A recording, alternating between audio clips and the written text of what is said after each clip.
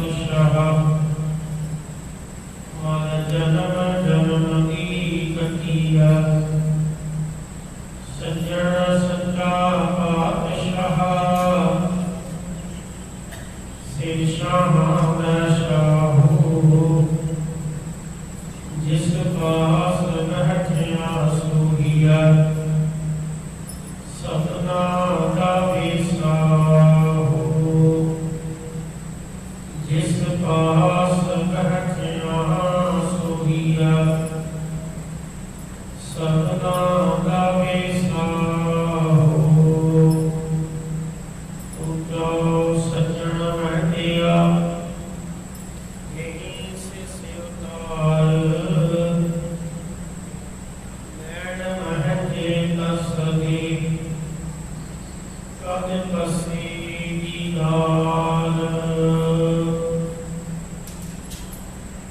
सतनाम श्री वाहिगुरु साहिब जी आषाढ़ गंगा तिस लगा हर नाम भजना पास जग जीवन पुरख त्याग का मानस संगी आस दुनिया भाई विकुतिया गल पई सो जमकी पास जेहा बीजा शोधना मथा डोले प्यास रैन बिहानी पछोतानी उठ चली गई निराश जिनको सब पेटिया सोदर का हुए खलास हर कृपा भवे अपनी तेरे दर्शन हुए प्यास प्रभ तुध बिन दूजा को नहीं नानक की अरदास आषाढ़ सुहंदा तिस लगा जिस मन हर चरण निवास आषाढ़ सुहंदा तिस लगा जिस मन हर चरण निवास वाहिगुरु जी का खालसा वाहिगुरु जी की फतेह। परम समायो जुग जुग अकाल भक्त वशल कृपादान जब गुरु बाणी के दोहे भावना रोजगार हो तखत सदर प्रभु के बालक साहिब श्री गुरु ग्रंथ साहिब जी महाराज पातशाह जी की पावन पवित्र हजूरी अंदर मेरी पीरी के मालक बंदी छोड़ दाता श्री गुरु हरगोबिंद साहिब अपने अमृत के दाते सर्वंस दाते दसों पिता कलमिया वाले पातशाह साहिब इकबाल श्री गुरु गोबिंद सिंह जी महाराज पातशाह जी ने चरण छो प्राप्त पावन पवित्र स्थाना के अमृत वेले के पावन दीवाना अंदर हाथ जोड़ रहे गुरु प्यारे पुष्पवारे सत्संगी जनों मुक्ति भागियों गुरु चरणों में विचला नमस्तक हो के संसर्ग करके लाहे प्राप्त करे हो आप जी ने पुष्पवारे फसों जिथे इधर एक दिना पावन बाणियां की जाप सर्व कीते ने उते लाल ही 12 माह की सोची बाणी का पाठ भी सर्व कीता है क्योंकि आज संग्राम का दिन है। सो आज के दिन अपना जो कि इस महीने के नाल संबंधित पावन शब्द की विचार के नाल जुड़ते हैं। सो आओ गुरु प्यारेओ आज के दिन पावन अमृत वचना के सतगुर पातशाह साहब की समझाए ने की उपदेश करे ने इस विचार पर करिए आप समूह सकता माई भाई गवाओ चरना हाथरियां अपना मन व्यक्तियां करो एकाग्र रसना करो गोविंदर अदब सत्कार तेरा आपको जी सतनाम श्री वाहेगुरु जी। फिर तो कृपा आपको जी सतनाम श्री वाहेगुरु जी। आषाढ़ कपंता तिस लगा हर नामो न जितना पास आठ महीने की प्रारंभता हुई है। सतगुरु पातशाह जी एक काम इस महीने का जो स्वभाव है भाव जो उस स्वभाव है जो सूरज की तपश है सतगुरु जी ओदा भी जिक्र करते हैं ते नाल पूरा जीवन का हिरदा मोह माया के संसार के पदार्थों के विच ईर्खा के विच तपिया हुआ है। पातशाह जी कहने लगे उन्होंने हाड़ के महीने की तपश व्यापी है। गुरु प्यारे तपश का भाव है अक यानी कि जिहदे नाल तन मन जिहड़ा है अत का व्याकुल होता है अत का दुखी होता है। और देखो जी अक है कई प्रकार की अक है पर 4 प्रकार की अक बड़े बड़े ऋषि मुनियों ने अवतारी पुरुषों ने उस अक के बारे जिक्र किया है कि ये बड़ी भयानक अक है जिसके कुछ जरूरी नहीं है। जिवें कि एक अग सूरज की है ते सूरज की अग जिथे कई बार सानू बहुत दुखी भी करती है पर वो साडे जीवन वास्ते बड़ी लाभदायक भी है क्योंकि सूरज की तपशी है जिहदे नाल फसलां पकदियां ने जिहदे नाल असीं संसार के होर काल विहार करते हैं। दूसरी तपश जिहड़ी है वो है इस जठर अग अंदर की अग और हर एक जीव के अंदर एक जठर की अग है। एक ही काम करती है कि मनुख जो प्रसाद भोजन जो भी शक्ति है उनको हजम करने के लाभदायक है सहाय है। जे तपश अंदरों खत्म हो जाए तो मनुख का शरीर ठंडा हो जाता है। लोग कहते हैं लोग ये ठंडा हो गया थोड़ी बहुत होगी। तीसरी अकल वो है जिन्हों असी वर्तों में लिया के भोजन तैयार करते हैं कई प्रकार के पदार्थ तैयार करते हैं जिन्हों लकड़ की अग किया जाता है या जिन्हों गावा अग भी किया जाता है वनस्पति की अग किया जाता है और वो अग भी सारे जीवन के जरूरी है। गुरु के प्यारों की चौथी अग है बड़ा अग यानी समुद्र की अग। समुद्र भावे सारा पानी का भरपूर है पर उसके अंदर भी एक अग है ताकि समुद्र के विचों पेट्रोल निकलता है। समुद्र के विचों कई प्रकार के वैधे आग निकलते हैं। कई बार आप देखी कभी है जब खबर में असीं सुनते हैं कि काले समुद्र के अग लग गई। गुरु के प्यारों अग कभी होती है जहाँ उत्थे पेट्रोल तेल आदि होता है यानी समुद्र के विच भी अग है।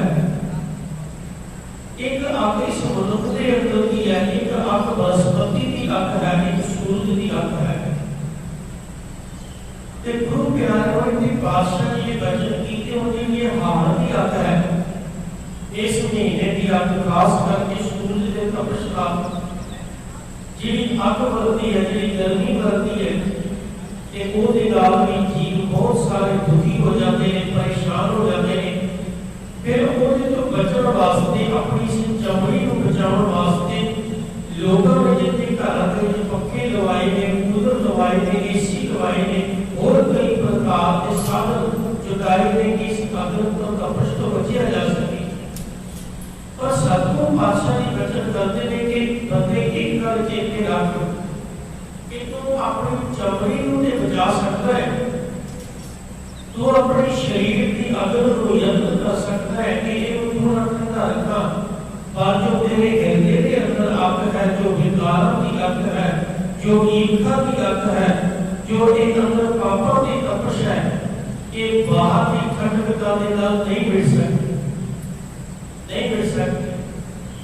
जिस तरह की सतगुर ने वचन की तेरे बाणी के अंदर चंदन चांद का स्वर्ग रुद्ध धूल का मिट्टी का, क्योंकि कुछ वस्तुओं ने कुछ चीज़ों ने जिहड़ियां कि ठंडियां मनिया जांदियां हैं, जिवें कि चंदन का लेप, चंदन का स्वभाव है कि वो ठंडा बड़ा है, इस करके पुरातन लोग जिहड़े ने वो अपने शरीर के ऊपर चंदन के टिक्के लाते हैं, चंदन का लेपन करते सन। आज भी कई लोग ब्राह्मण लोग चंदन का तिलक लाते हैं, इसका मतलब ये है कि चंदन ठंडा है, इस मस्तक को ठंडा रखने का यत्न किया जाए। गुरु प्यार जितने चंदन का स्वभाव है, चंदन की तस्वीर ठंडी है, उतनी जो चंदन है, चंदन की भी बड़ी ठंडकता बनी जाती है, उसकी भी बड़ी शीतलता बनी जाती है, ठंडा करना यत्न करता है। पर गुरु अर्जन देव साहब पातशाह कहते हैं कि ठीक है कि चंदन के नाल, चंदन के नाल, सरदरुद के नाल, कितने बर्फ की चोटियां भी रखने के नाल कहते हो सकता है इस चमड़ी को ठंडकता मिले, पर कहते जी अंदर की तपश है वो इस तरह नहीं मिल सकती। सतगुर के वचन है चंदन चांदन का स्वर्ग धूल का मिट्टी का पातशाह के शीतल की मैदान का चकोर रोहा नाम जे तू चाहोगे ठंडकता ते परमात्मा का नाम जप के, वाहिगुरू का नाम जप के इस मन को, इस तन को ठंडकता मिल सकती है। क्योंकि इस संसार में जो ਅਸੀਂ देखते हैं, पातशाह कह लगे आतश दुनिया पुरख नाम खुदाया, ये दुनिया आतश है, दुनिया आग है, दुनिया तपती है, एक परमात्मा का नाम ही है जो ठंडकता देने वाला है, ये शीतलता देने वाला है।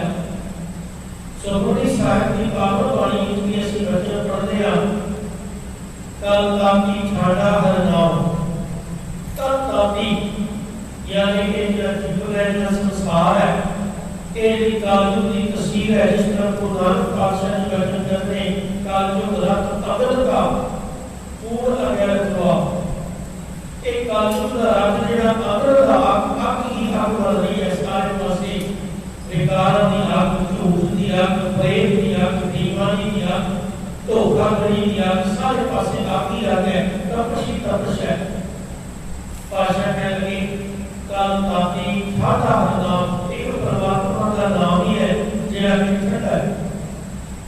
धन धन सतगुरु गुरु अर्जन देव साहिब पातशाह जी ने ही अमृत वचन है, क्योंकि जब ਅਸੀਂ ਧੰਨ ਗੁਰੂ ਅਰਜਨ ਦੇਵ ਸਾਹਿਬ ਪਾਤਸ਼ਾਹ ਜੀ ਦੇ ਪਾਵਨ ਜੀਵਨ ਵੱਲ ਵੇਖਦੇ ਹਾਂ ਤੇ ਉਹਨਾਂ ਦਾ ਜੀਵਨ ਬੜਾ ਸ਼ਾਂਤੀਪੂਰਵਕ ਹੈ, ਉਹਨਾਂ ਦਾ ਜੀਵਨ ਬਹੁਤ ਹੀ ਆਨੰਦਮਈ ਹੈ, ਉਹਨਾਂ ਦਾ ਜੀਵਨ ਬਿਲਕੁਲ ਸ਼ੀਤਲਤਾ ਹੈ।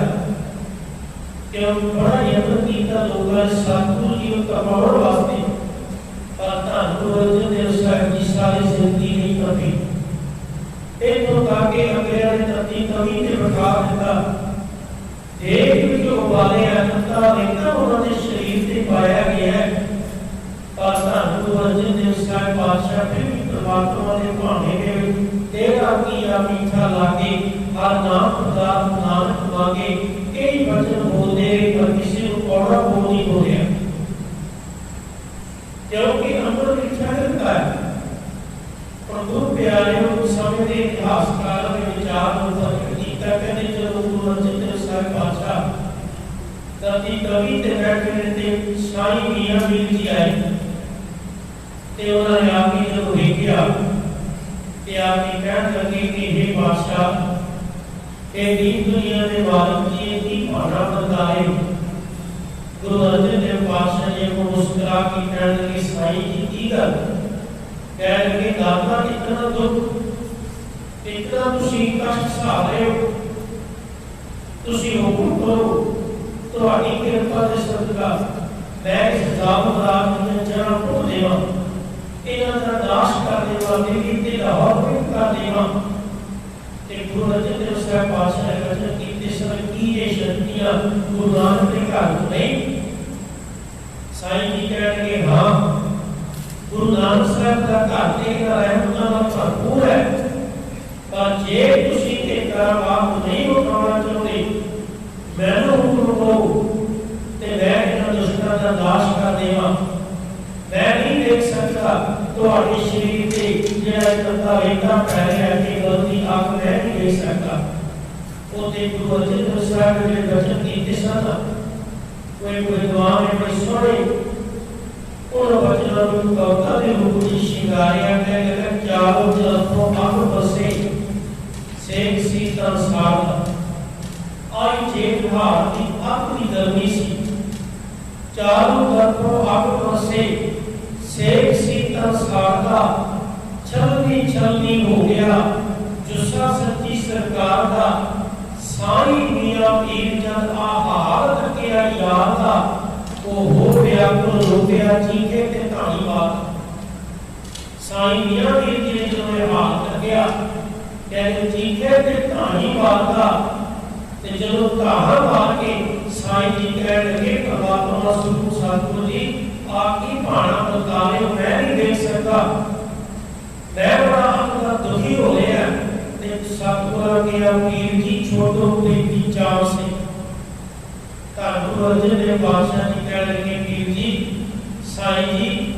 अपनी चमड़ी की प्रीत को त्याग दो यार तुहानू ये लग रहा है कि असि कष्ट सहा रहे हैं गल तो सही है दुख तो मिल रहा है कष्ट तो मिल रहा है पर पातशाह कह लगे कि प्रीत इस चमड़ी की त्यागो सारी चमड़ी तक चली है और सारे अंदर झाक मार के देखो पातशाह जी ने वचन कीते कह लगे सतगुरु तेरा पीर जी छोड़ो प्रीति जाम से क्या हुआ जो तन है तक रहा हम शांत है प्रभु नाम से कहते की होया नाम दे नाम क्योंकि जो सी प्रभु परमात्मा के नाम को जपने हैं ते फिर कपशता बड़े दूर तक हुआ भी नहीं लगती गुरु अर्जन देव साहब जी बादशाह ने ये मत रचने ते जान को मुश्किल हक बने तो ही कोई न दे लागू होए कुशोड़ा साथ भी भाजन करे सबो भजे आसरा क्योंकि सब असराओ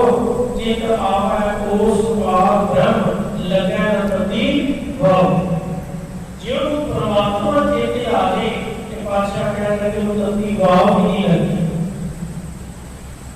भावे आप दे संसार दे जेते वर्ती को होण ते गुरु प्यारे के पातशाह कहते आसार का बंदा किस लगे कहने हुए इन्होंने हृदय विच असंभाल वाहिगुरु का नाम नहीं यानी जिन्हों ने उस परमात्मा को विसार देता है तू विसरे तो सबको लागू जीत आवे तो सेवा आखा जीवा विसरे न जाओ आखा औखा साचा नाम गुरु प्यारे जदों परमात्मा का नाम हृदय विच वस गया क्योंकि परमात्मा का नाम शीतलता देने वाला है परमात्मा का नाम ठंडकता देने वाला है तो बादशाह कहते जिन्हों ने हृदय विच मालिक का नाम नहीं उस कसम के प्रति प्रीत नहीं कहते उन्होंने आसार का बंदा मिस लगा है हर नाम न जिन्ना पास जे हा बीजा सतगुरु अगे पातशाह वचन करते हैं जग जीवन को त्याग है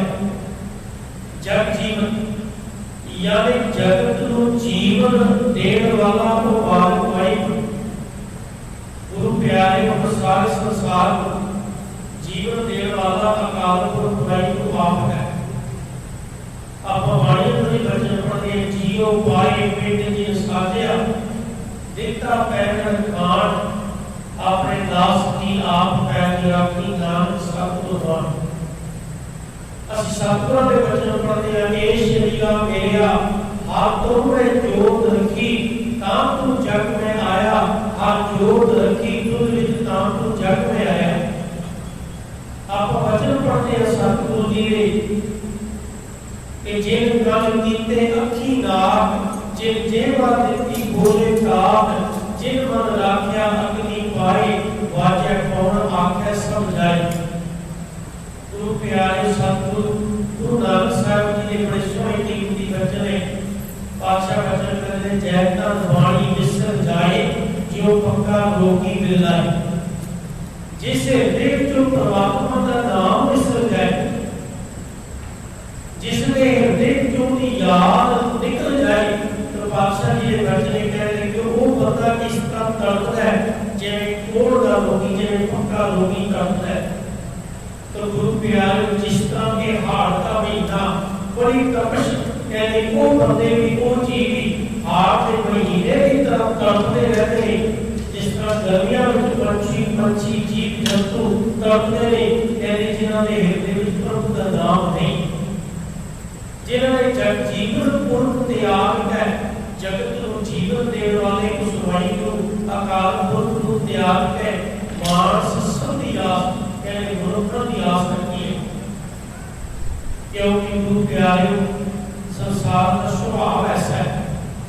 जिस तरह गुरु नानक पातशाह वचन करते हैं कि भाई जदों तक एक जीव मां के गर्भ दे विच है उदों तक ते उस परमात्मा की याद में जुड़ता है। पर जब उस संसार में आया फिर पहले प्यार लगा खान दुध, दूजे माए बाप की सुध, तीजे भया भाभी देव, चौथे प्यार पति खेल, पंजवें खान पीन की कहार, छेवें काम न पूछे जात, सतवें सर्ज किया कर लास, अठवें क्रोध हुआ कर लास, नावें कौवे पैसा, दसवें दर्दा हुआ स्वाद। आया गया होया नाम पूछे कतर सदैव गाँव, कहते आया गया इस तरह संसार में पदार्थों का प्यार पाया, माता पिता भैन भाइयों का प्यार पाया, जमीन जायदाद धन पदार्थ के कर्ता का प्यार पाया। पर जिस परमात्मा ने संसार में भेजा उस अकाल पुरख के नाल लेव छोड़ की लगी कृष्णा माया अमर बताया, वो नाल लेव टूट गई, तेन कृष्ण लगी माया का मोह बह गया, भाव जग जीवन को विसार दे। उस जगत को जीवन देने वाले परमात्मा को विसार के मानस की आस मनुष्य की आस्था कर ली, संसार में परमात्मा की आस्था कर ली। तो बादशाह कहने भाई फिर पूर्ण मनुष्य का पूर्ण जीवन का ये जीवन जरा इस तरह कपड़ा है जिवें हाथ का महीना। अगे फिर बादशाह जी वचन करते वाणी के अंदर दुनिया भाई में दुनिया गाल भाई सुजाऊ की पास दुनिया भाई ने दुर्दा भावना गुरु प्यारे दुर्दा भावना है कि परमात्मा को छाड़ के होर पासे तो पैना यार बंदे असि गुरु का आया गुरु नानक साहब की हजूरी आप मत्था टेकिया कड़ा प्रसाद दीगा करवाइया अरदासा बेनतियां करवाइया अपना शीश गुरु चरणों में रखे है, सब कुछ गुरु के अर्पण किया है। तब गुरु प्यारे ये तो जाके बस रवैया से भी मथे टेकन लग जाइए, मसाला से भी मथे टेकन लग जाइए, और पखड़िया से भी मथे टेकन लग जाइए, और कहते दो का भावना यानी दोनों पासे ते दो बेड़ियां की सवार होने वाला फिर दो भी जाता है।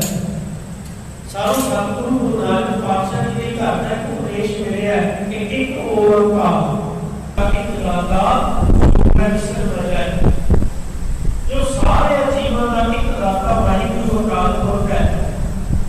इस करके गुरु गोबिंद सिंह जी महाराज ने जो खास से भी मर्यादा जो एक शब्द में असीं उन्होंने यत्न करिए दस्सण दा कि पातशाह कहते जाकर जोत जपै ने सवास एक बिना मन एक न आने पूर्ण प्रेम प्रतीक सजै भरत घोर बड़ी पर भूल न माने तीर्थ दान दया तप संजम एक बिना में देख पहचाने पूर्ण जोत जगह घट में अब काल सताए ते काल सता वो बड़ी मसाला कबला में त्याग नहीं पूजदा वो केवल एक वाहिगुरु परमात्मा दे नाल जुड़ है।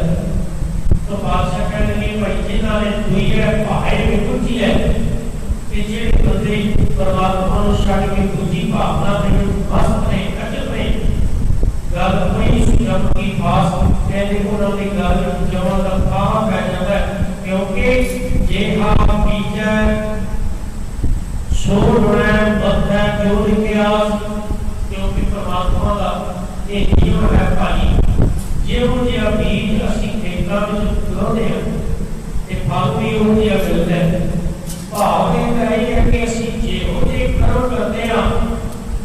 जिहा सानूं फल भी मिलता है।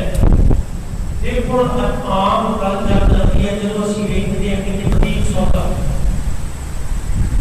मुसलमान सी, बहुत अगला शायर सी, बड़ा दार्शनिक सी, उन्होंने बचने पानी में बड़े लोग कहते ये कालयुग नहीं, ये कालयुग है। यहाँ पूर्ण सौदा नकद है, इस हाथ पे उस हाथ। कहते दुनिया में लोगों के कालयुग नहीं, कालयुग है। जीव जब करेगा कहते पूर्ण सौदा मिलता है, इस हाथ पे उस हाथ पे। जीव जब करेगा त्यों जीव प्राप्त करेगा। जीव जब जीवन व्यतीत करेगा, जिस तरह से तू कर्म करेगा, एक और के अंदर फल भोगना पैना है। तो बिछड़े हो गए किरत कर्म के बिछड़े कर कृपा मेलो राम। हे परमात्मा तुसी कृपा करके सानू अपने चरणों के नाल जोड़ दो। यानी बिछड़े असीं अपने किरत करके आ, बिछड़े असीं अपने कर्मां करके आ, पर जे मिलाप होएगा तो तेरी कृपा के करके होगी। तू कृपा करेगा ते ताई मिलाप होगा, ताई तेरे चरणों नाल जुड़ांगे। नहीं तो साडा ते जीवन ऐसा है कि लेखे करते ना छूटी है, किर भुल रहा असीं किर भुलन हारे आ। ते जे साडा लेखा जोखा लेखा कहेगा तो फिर साडा तो छुटकारा ही नहीं। इस करके पातशाह कह लगे कि जे हा बीजे सो है भाई कर चेते रखी, तू जेहो जे कर्म करदा है, जेहो जिहा बीज होता है, भाव जेहो जिहा तेरा जीवन है, तेरा करैक्टर है, तेरा आचरण है, कहते तेहो जिहा तू फल भोगना है। जे हा बीजे सो है मध्य जो इतिहास जो परमात्मा वाहिगुरू ने तेरे मस्तक ते लिख दिता है। इत्थे अगे अरदास कीती है कर के रैण बिहानी पछोतानी उठ चली गई विरास। और देखो एक जीव रूपी स्त्री अपनी पत्नी की याद में जुड़ी है। एक गुरु प्यारे जे हम वो जीव रूपी स्त्री अपने जोबन के हंकार में विच पति नाल की गल ना करे, विचार ना करे, ते वो जिहड़ी रात है जिंदगी की बतीत हो गई। बादशाह कहने लगे फिर पगले कुछ भी। और ये उदाहरण दे के समझाया, उदाहरण दे कहने की इस तरह सारा जीवन है। और जिहड़ी रात है, रात की है जवानी ते बुढ़ापा की है दिन। क्यों दिन होता है चिट्टा, ते चिट्टे दिन तो उदाहरण लेके मुल्क के केस काढ़िया का रंग भी चिट्टा हो गया, ते मानो दिन रात हो गई काली, ते केस काढ़े का रंग भी हो गया काला। भाव जवानी का समा ते गुरबाणी का फरमान है रैन गई मत दिन की जाए अबर गए वक्त बैठे। कहते देख बंदिया रैन गई, दिन रात चली गई, भाव जवानी चली गई, मत दिन भी जाए। कहते ऐसा ना हो कि तेरी जिंदगी का दिन भी भाव बुढ़ापा भी चलिया जाए। जवानी तू जपेरा नहीं, बचपन में जपेरा नहीं, और आया बुढ़ापा ते कहते भी तू संसार के धंधिया में परिवार के धंधिया में पिया रहा, ते अज भी तू ना जपिया। रैन गई मत दिन भी जाए भवर गए वक्त बैठे। कहने चिट्टे आगे भवर आए, भवर चले गए बुढ़ापा, वक्त बैठे आए बगले चिट्टे आके बैठे। भाव कि तेरे दाढ़े का तेरे केसां का रंग चिट्टा हो गया, बुढ़ापा आ गया।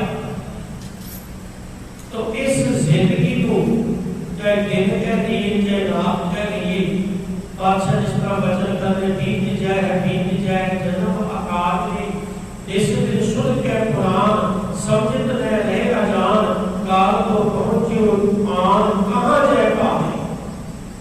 जैसे समाजन का जा रहा है और कटा दिल सुरैना रे मन गुर मिलन काज सवार। गुरु को मिल के अपने काज सवार नहीं तो ये जिंदगी रूपी राह है ये लग जानी है रैन बिहानी पछोतानी उठ चली गई विरास। ये तो निराश होकर चली गई, भाव के सारा जीवन खत्म हो गया, सारा जीवन लंघ गया। फिर तो भावे बात में कहता जो समा आ गया ते नैनो नील बहै तन कीना भय के सिंधु दवानी रुदा कंठ शब्द नहीं उजरै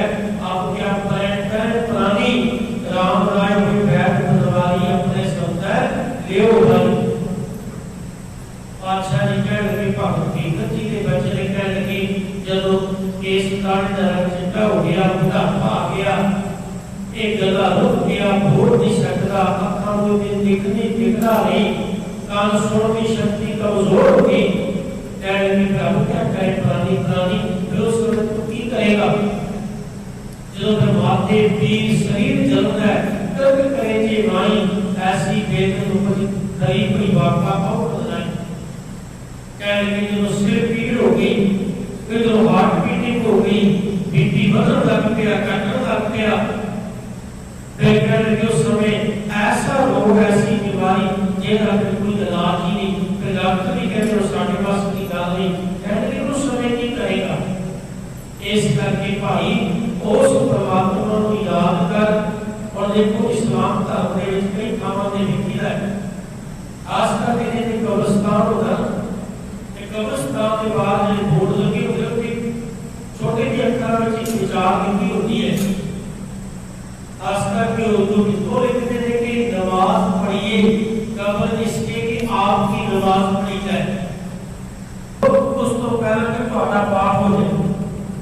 और जो संसार को कोई चलिया जाता है, असि सिख साड़ी मर्यादा है कि असि फिर गुरबाणी का गुरु ग्रंथ साहिब का पाठ करते हैं।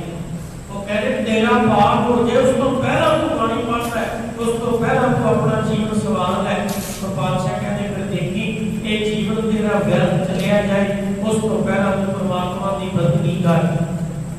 रैन बिहानी नहीं करते, कहते रैन बिहानी पछो गाड़ी उठ चली गई निराश। जिंदगी की रात चली गई, ये जीवन लग गया, फिर तेरे पल्ले पछतावा ही है, फिर उसकी निराश होकर संसार को चलिया गया। पर बादशाह कह लगे हाँ जिन्होंने ऊपर होगी कृपा, क्योंकि गल होती है समझ। और ये सारी बार अमान की बाणी आप पढ़िए, बादशाह ने पहले उदाहरण देते हैं, फिर समझाते हैं कि कैसे तेरा जीवन सफल हो जाए। जो असीं इतनी विचार इस तरह पढ़ता यत्न कीता, समय रोक रखते हैं कि आसार पता किस लगे हर नाम जिन्ना पास, जब जीवन को त्याग के मानस की आस, दुनिया भाई भी रुचिया कर पई सुजम की पास, जेहा बीजे शोर बने मथा जो लिखे आस, रैन बिहानी पछो ताणी उठ चली गई निराश।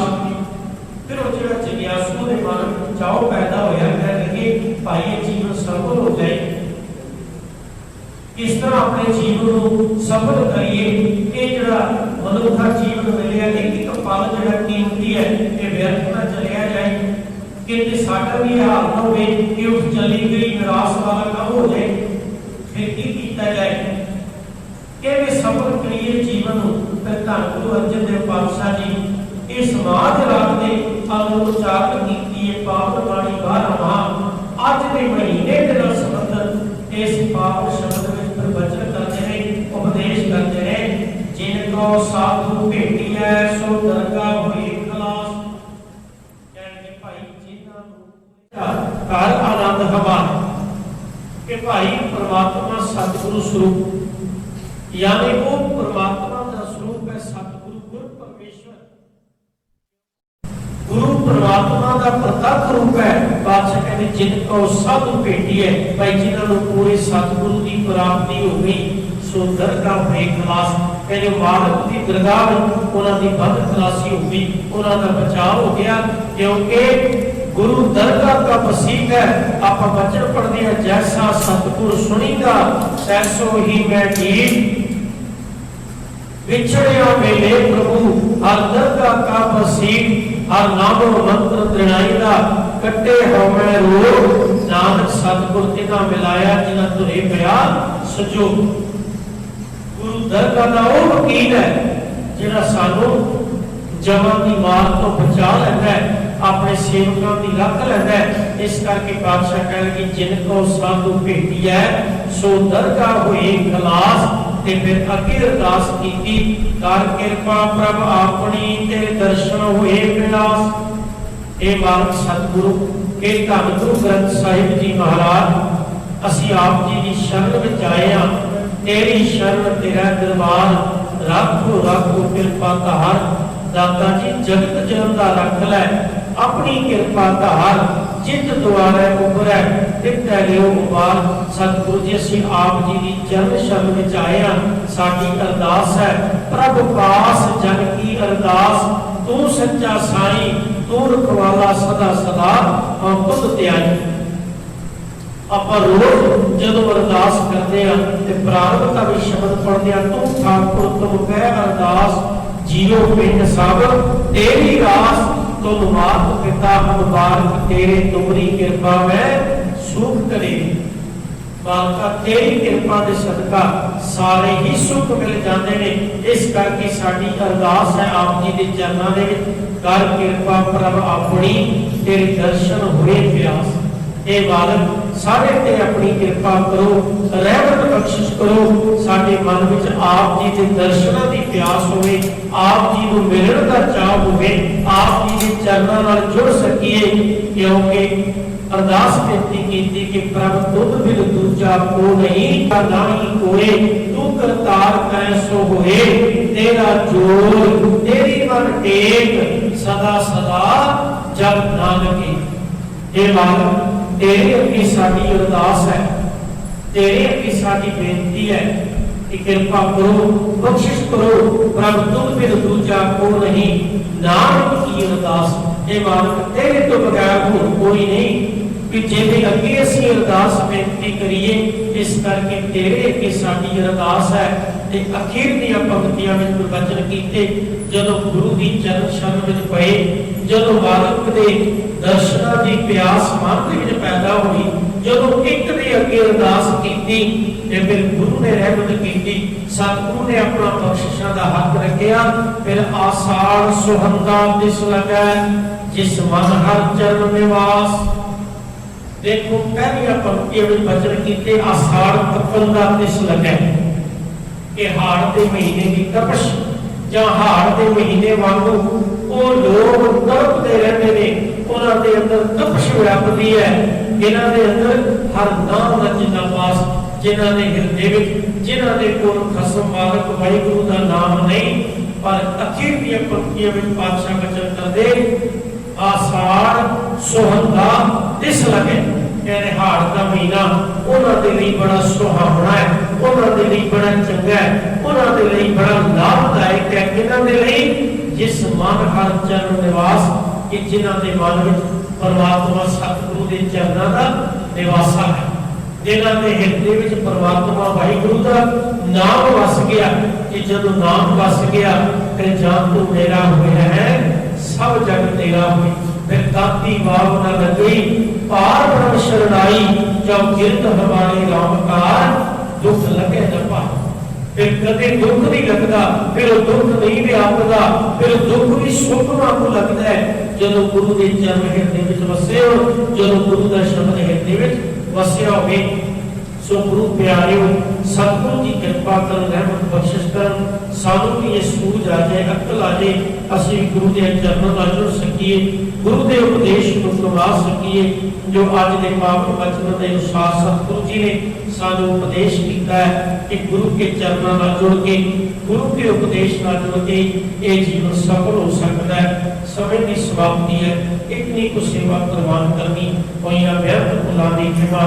आओ गुरु प्यारिओ, एक दो मिनट नहीं वाहिगुरू गुरमतਿ नाल जुड़ते हैं, नाल ही बेनती करते हैं कि भाई जो भी असीं गुरु घर में जाते हैं समय मुख रखते हैं, यानी जो अज के हालात ने उन्होंने मुख रखते हैं, अपना मुँह ढक के आइए, नाल थोड़ा दूरी बढ़ा के सोशल डिस्टेंस जो कहते हैं।